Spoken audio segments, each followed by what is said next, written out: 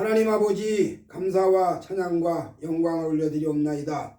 저희들 수요 예배로 모여 하나님의 은혜를 받고자 원하옵나이다.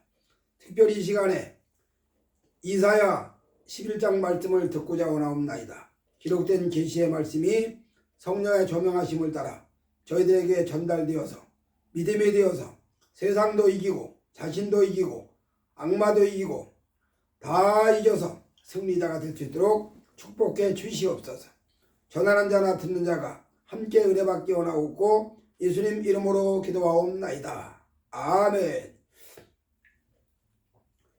오늘 저희들 읽은 이사야 11장의 말씀에 근거해서 여호와의 성실하심, 그런 제목으로 말씀을 나누도록 하겠습니다. 하나님과 구원의 언약관계가 체결된 성도들은 모두가 한결같이 여호와의 사랑을 고백합니다. 모두가 동일하게 여호와의 은총을 찬양합니다. 또 더 나아가 하나님의 성실하심을 찬양합니다. 그래서 시편 기자는 말하기를 여호와의 성실하심은 대대에 미치리로다, 그렇게 고백을 합니다. 오늘 이 시간에는 이사야 선지자가 여호와 하나님에 대해서 성실하심을 이야기했고, 그 성실하심을 이야기한 그 말씀에 근거해서 여호와의 성실하심이 어느 때나 어느 시대나 어느 장소에나 다 동일하게 내리지만 특별히 여호와의 성실하심을 입은 자들 3명만 뽑아서 찾아보도록 하겠습니다. 여호와의 성실하심이 내린 자 중에 첫 번째는 라멕이라는 사람을 들 수가 있습니다. 라멕은 창세기 5장에 나오는 사람인데 이 사람은 노아의 아버지입니다.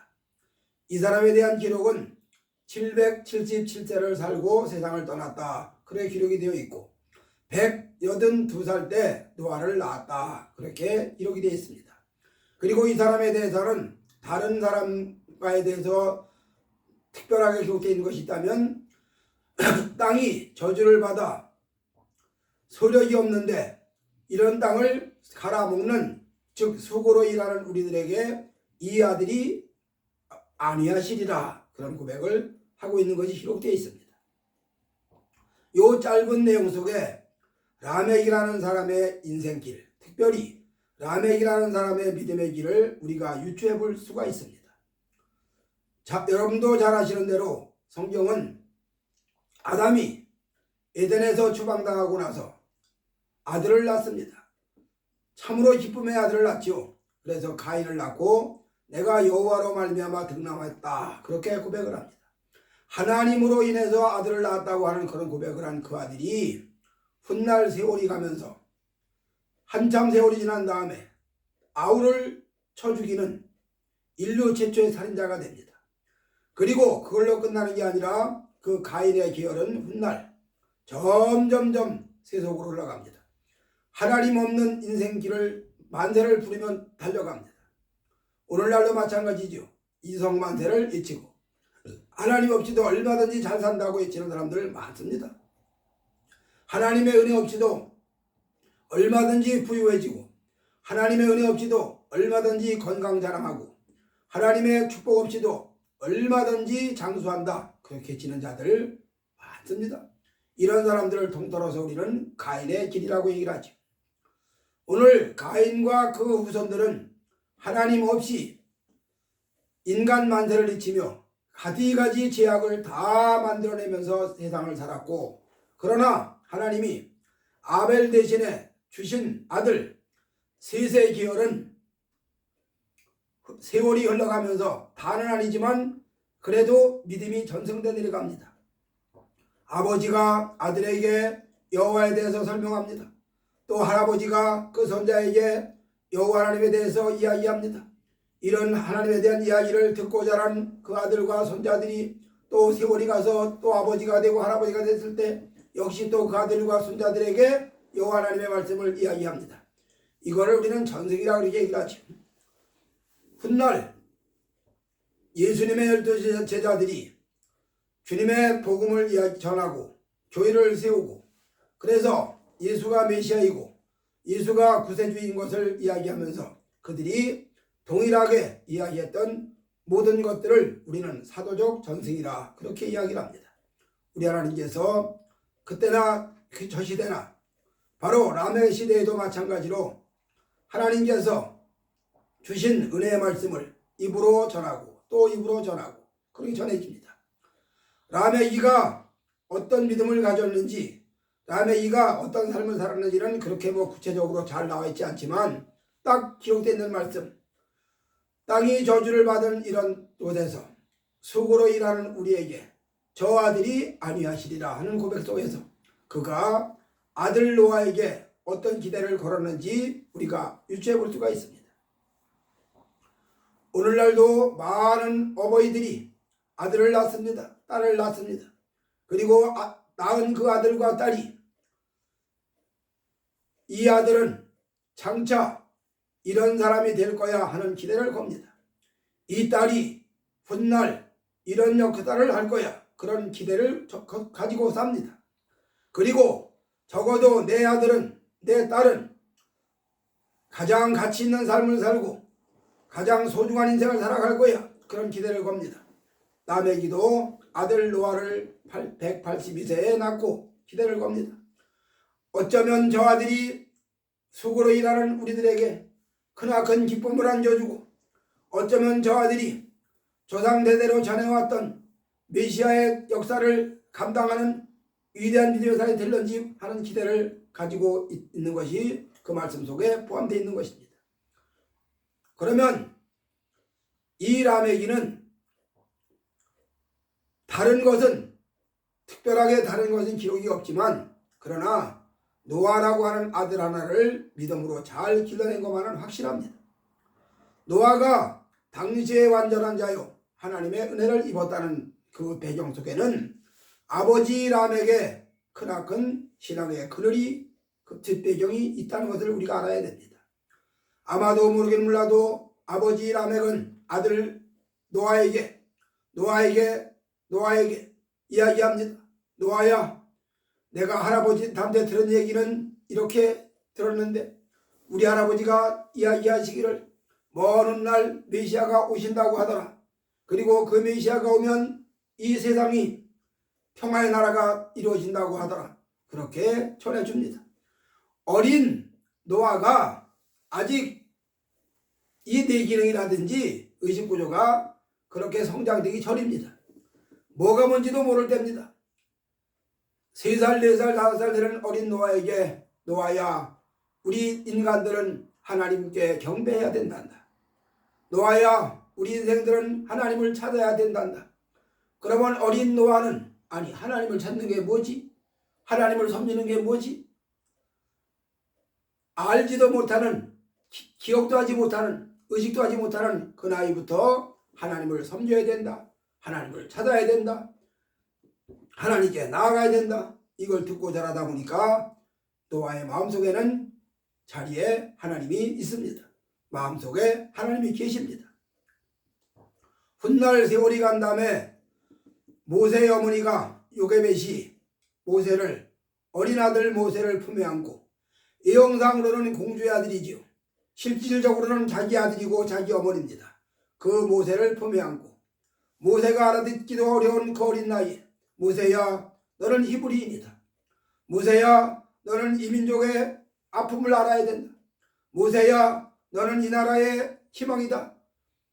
그 어머니의 간절한 이야기를 듣고 자라납니다. 물론 그 나이 때는 무슨 말인지 모릅니다. 물론 그 나이 때는 도무지 이해할 수 없는 이야기입니다. 세월이 지난 다음에서야 어머니의 말씀이 이것이었구나.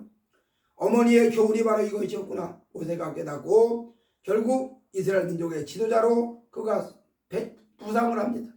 마찬가지로 라멕이도 아들 노아에게 기대를 걸고 그 아들에게 조상 대대로 전해오는 이야기를 전해줍니다. 노아야, 너희 할아버지가 승천하셨단다. 너희 할아버지가 365세가 되던 해에 승천하셨단다. 너네 할아버지 이름은 에녹인데 그분은 이렇게 사시다가 하늘나라로 옮겨가셨단다. 노아가 눈을 반짝이면서 아버지의 이야기를 듣습니다. 하나님을 바로 섬기면 이런 현상이 온다. 하나님을 올바로 똑바로 찾아가면 이런 결과가 온다. 이런 이야기를 듣고 자라납니다. 그러다 보니까 노아의 마음속에는, 그 가슴속에는 하나님이 자리를 잡습니다. 인본주의의 꽃이라고 볼 수 있는 임마누엘 칸트가 한 유명한 말, 저 하늘에는 별이 빛나고 인간의 나의 가슴 속에는 양심이 빛난다. 이 이야기를 많은 사람들이 열광을 합니다. 그러나 노아가 아버지 라멕에게 들은 이야기처럼 열광할 수 없는 이야기가 더 이상 없습니다. 라멕이가 아들 노아에게, 노아야, 우리 조상 아담이 선악과를 먹은 연고로 쫓겨날 때 그래도 하나님이 긍휼을 입히셔서 그냥 쫓아내지 아니하시고 양을 잡아 가죽으로 옷을 입혀서 쫓아내셨다. 그러나 그 가죽 옷 속에는 훗날 메시아가 오신다는 뜻이 포함되어 있단다. 이런 이야기를 전해줍니다. 이렇게 아버지 라멕으로부터 어릴 때부터 신앙교육을 받은 노아가 아버지로부터 어릴 때부터 믿음에 대한 이야기를 듣고 자라난 노아가, 그가 인생을 사는 동안에 세상의 제약이 흉흉한 바다 속에서, 세상의 제약이 태풍처럼 몰아치는 그 속에서 노아는 하나님의 은혜를 따라 삽니다. 하나님의 은총을 따라 삽니다. 그래서 성경은 뭐라고 얘기하느냐, 온 세상이 폐기하고 강포해서 다 제약으로 달려갈 때 노아는 하나님의 은혜를 입었더라. 그렇게 기록을 합니다. 우리 하나님께서 노아라고 하는 인류 멸절의 대사건 속에서 구원의 사건을 이뤄낸 그 노아의 배경 속에는 라멕이라고 하는 아버지의 그 거룩한 뒷받침이, 밑거름이 있었다는 얘기입니다. 바로 그 속에는 여호와 하나님의 성실하심이 라멕 속에 흘렀다는 얘기죠. 이렇게 여호와 하나님은 여호와의 성실하심을 이야기한 사람입니다. 그 다음에 두 번째로 여호와 하나님의 성실하심이 누구에게 나타났나? 세월이 한참 지난 다음에 시내산의 언약이 이루어지고 가나안 땅에 가서 사사시대가 지나고 또 세월이 지난 다음에 이제 드디어 사울 왕조가 등장합니다. 많은 백성들이 우리도 이방 나라처럼 왕이 세워졌으니 이제 우리도 허리를 펴고 살 수 있을 거야. 이제 우리도 블레셋 나라가 쳐들어온다든지 주위의 모든 나라가 쳐들어오면 우리 용맹하신 임금님을 따라서 우리나라도 지켜지고 우리도 남들 부럽지 않게 부강한 나라로, 강한 나라로 살아갈 수 있을 거야. 그런 자부심을 가지고 살아갑니다. 그러던 시대에 살았던 사람이 바로 아비가일입니다. 그가 누구의 딸로 태어나서 어떤 연유로 나발에게 결혼했는지는 기록되어 있지 않습니다. 다만 나발의 아내였다는 기록만 남아 있습니다. 그리고 그 나발이는, 그 남편, 아비가일의 남편 나발이는 한 지역에 상당한 경제력을 가지고 있는 목축업자입니다. 양, 염소, 소 한두 마리 기르는 자가 아니라 엄청난 숫대를 가지고 기르려는 거대한 목축업을 하는 사람이란 말이죠. 그리고 이렇게 부자로 목축업을 하는 그 나발에게는 주위의 불량배들이, 찍자패들이 항상 찾아와서 나발에게 좀 내놓으라고, 우리 같이 먹고 살자고. 당신 말이야 이거 목축업 잘하는 거 누구 덕인지 알아? 우리 덕이 다 이거 지켜줘서 당신 그거 그렇게 많은 목축업의 부자가 되는 거야. 그러니 좀 내놔. 그러면 나발이는 속으로 분하지만, 속으로는 참 마음이 찢어지지만 그저 또 내주고 또 내주고, 세상 저속한 말로 삥 뜯어가는 사람들 때문에 뜯깁니다. 많이 뜯기죠. 뜯기고 나면 아마 뒤에서 저 자식들 저거 천벌 받지 않나? 뭐 그런지도 모릅니다. 이렇게 했을지도 몰라요. 그러나 어쩔 방법이 없어. 계속 뜯깁니다. 어느 날 사울왕의 쫓김을 받는, 사울왕의 수배를 받는 다윗이 그 종자들, 부하들과 함께 그 동네로 들어옵니다. 그리고 그 동네에 들어와서 같이 거주합니다. 그들이 얼마나 용맹한지 성경에 보면은 다윗의 부하들, 물맷돌을 던지면 허리라도 틀림이 없는 자라라. 살을 날리면 허리라도 틀림이 없는 자라라. 활이면 활, 살이면 살, 물맷돌이면 물맷돌, 칼이면 칼. 잘 쓰는 고수들, 실력자들 다 다윗의 부하가 됩니다. 그런 때들이 그 동네에 들어와서 딱 진을 치니까 찍자패들이 불량배들이 숨을 쉴 수가 없어. 잘못 껐덕거렸다가는 뻑딱이도 줄이기 어려워. 그러니 다 지하로 숨어 들어가. 나발이는 더 이상 삥 뜯길 일이 없어. 찾아와서 뭐 내놓으라고 하는 자들이 없어. 그러다 보니까 점점 더 많이 늘어나지.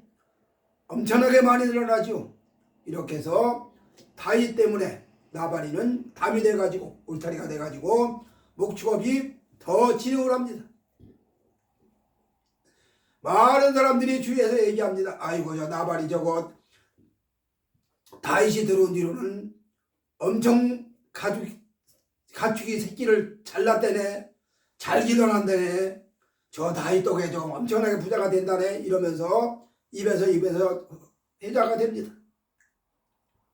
어느 날 다윗이 부하들을 몇 명 보내서 너희들 가서 나발에게 우리에게 식량이 좀 필요하고 우리에게 좀 식료품이 필요하니 좀 도와달라고 가서 해라. 그들이 가서 다윗의 이야기를 전합니다. 나발이요, 우리 대장께서 좀 도와달라고 하시는데 하고 전했더니 나발이 답변이 근자에 주인을 떠나 도망치는 자들이 많다고 하더니 어디서 온 자인지도 모르는 개벽따기한테 내가 뭐 때문에 내 귀한 양을 주고 음식을 준단 말이냐? 못 준다. 못 줘. 가봐. 다 돌아와서 다윗에게 나발이가 이러이러하더이다. 그래. 나발이의 그 말에 다윗이 분노합니다. 자, 너희들 다 칼을 차고 나따라. 400명의 장정에게 칼을 차고 따라와라.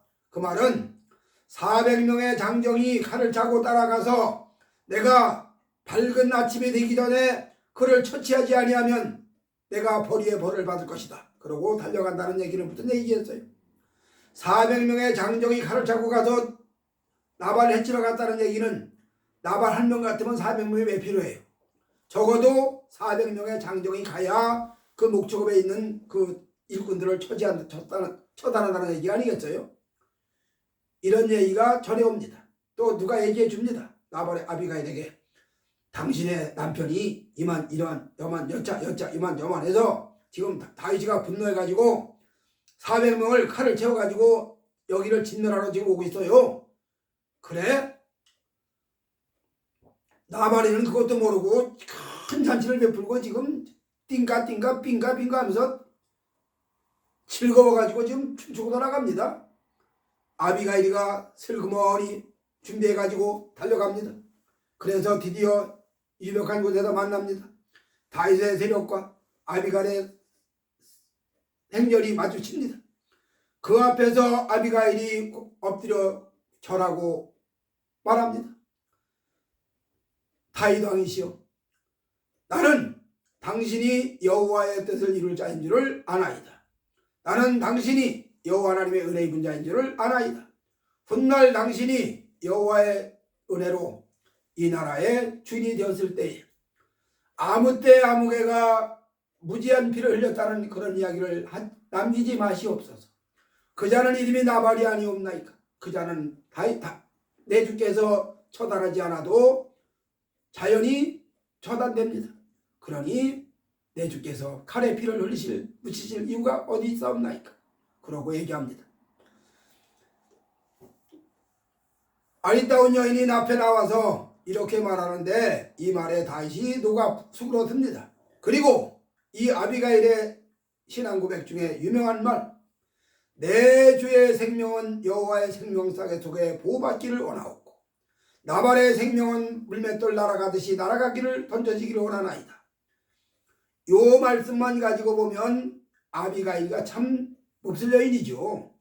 어떻게 자기 남편의 생명은 물맷돌 날아가듯이 날아가 버리고 내 주의 생명은 여호와의 생명사계 속에 보호를 받기를 원한다?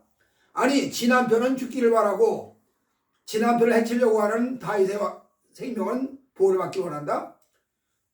인간의 눈으로 볼 때는 이 아비가일이라는 이 여인이 이게 제정신이 아니죠. 그러나 아비가일은 여호와의 은혜가 어디로 흐르고 있는지, 여호와의 은총이 어디를 향하고 있는지, 여호와의 눈길이 어디를 주목하고 있는지를 알았다는 얘기인지요, 이 사람은.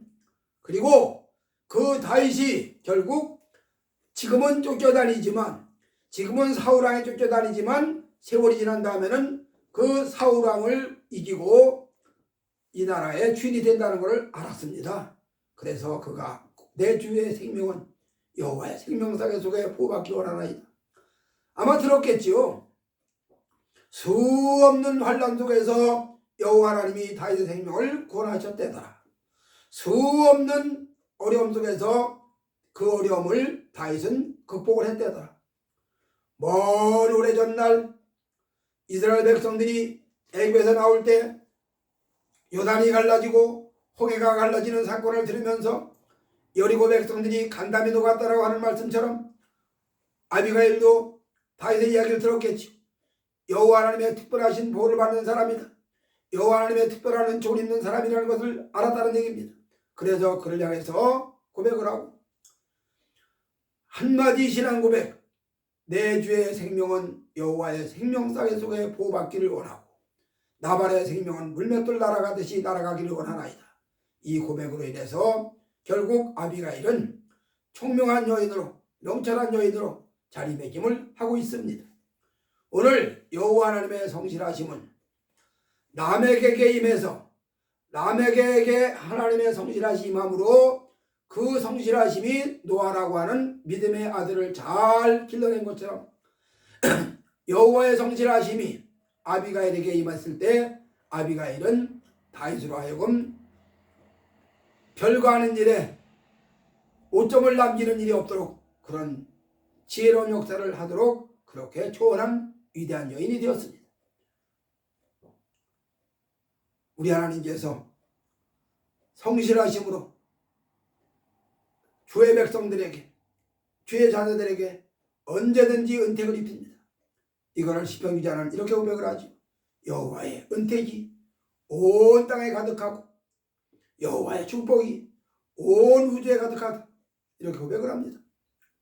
그 다음에 마지막 세 번째로 여호와의 성실하심이 어디에 임하는가? 세월이 지나고 시간이 흐르고 난다. 드디어 주의 백성들이 그토록 갈망하고 고대하고 기다리던 메시아가 이 땅에 옵니다. 성육신, 인카네이션 하신 주님께서 이 땅에 오십니다. 그리고 그분이 온갖 역사를 다 이루십니다. 구약의 수많은 성도들이 성경 말씀대로라면 의롭고 경건해서 하나님의 나라를 기다리는 자로라. 구약의 수많은 주의 자녀들이, 주의 백성들이 의롭고 경건한 삶을 살면서 하나님 나라를 기다리는 그들이 구원을 기다립니다. 잘 아시는 대로 욥이가 고백합니다. 내가 알기로는 나의 구속주가 살아계시니 그가 후일에 땅에 서실 것이라. 내가 그를 이 가죽 밖에서, 이 육체 밖에서, 이 내 몸이 다 썩은 육체 밖에서 내가 그를 보리라. 고백한 대로 구약의 수많은 주의 자녀들이, 주의 백성들이 메시아가 오실 것을 기다립니다. 메시아가 오셔서 구원을 이루실 때 자기들의 구원이 완성되는 것을 알았기 때문입니다. 아브라함도 메시아의 나라 올 것을 기다리면서 요한복음에 보니까 아브라함도 나의 때 보기를 즐거워했느니라고 하는 말씀처럼 구약의 많은 성도들이 모두가 다 주님 나라를 기다립니다. 의롭고 경건하며 하나님 나라를 기다리는 그들이 예수께서 갈보리 언덕에서 희생의 제물이 되어서 돌아가시는 그 순간 마지막 가상 7월 7마디 중에 마지막 말 다 이루었다. 헬라어의 테테레스타이 다 이루었다. 그래서 그 순간 그 말을 마치시고 영혼이 돌아가시다. 그 순간 천지가 개벽을 합니다. 천지가 뒤집어집니다. 온 하늘이 캄캄해집니다. 땅이 지진이 흔들흔들합니다. 땅이 무덤이 갈라져 많은 사람들이 일어납니다. 그리고 그들이 주님 부활할 때 일어나서 거룩한 성에 들어가 보였다고 그랬습니다. 이런 놀라운 광경을 보면서 그를 십자가에 못 달던 자들이 하는 말이 그는 정령 의인이었도다.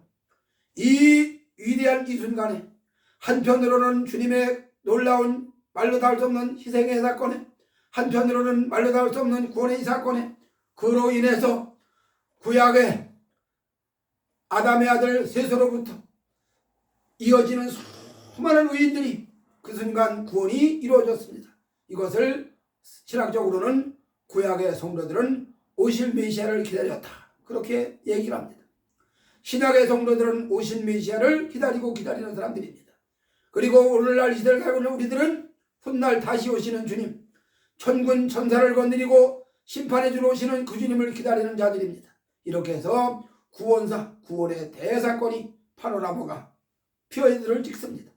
우리 모두는 다 하나님의 성실함을 입은 자들입니다. 이렇게 하나님의 성실함을 입은 자들 중에 하나가 누구냐? 요한이 사랑하던 자, 요한 이서에 나오는 말씀.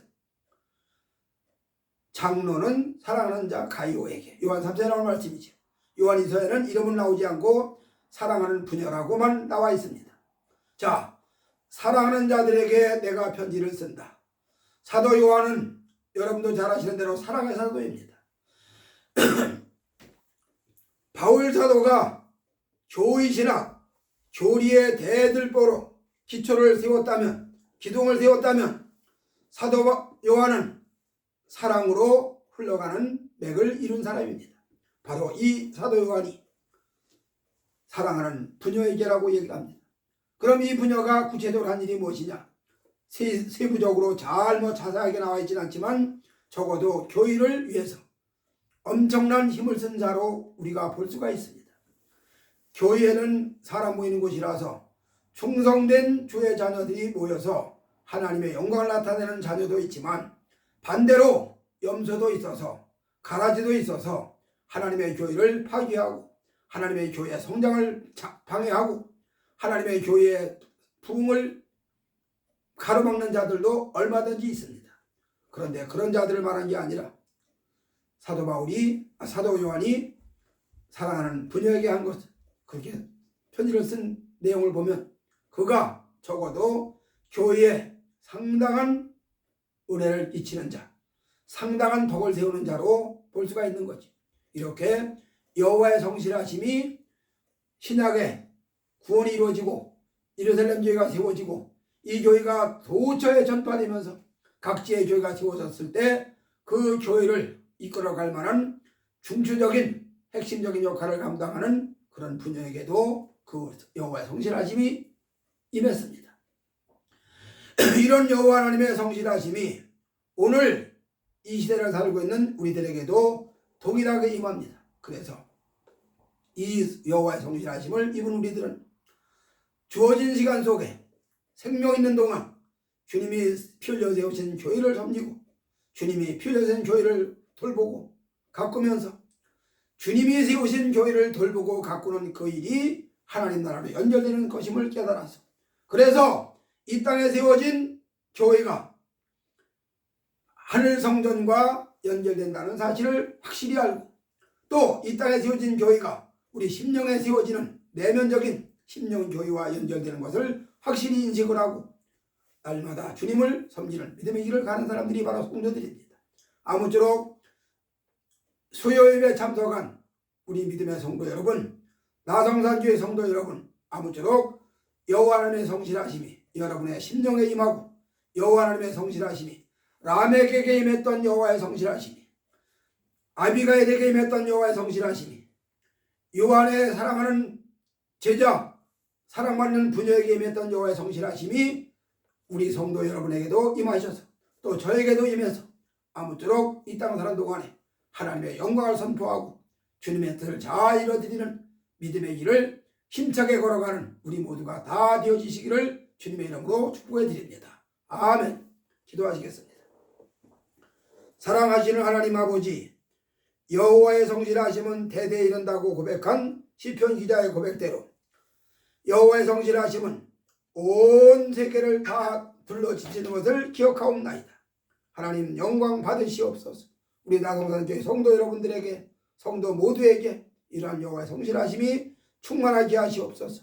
예수님 귀하신 이름으로 기도하옵나이다. 아멘.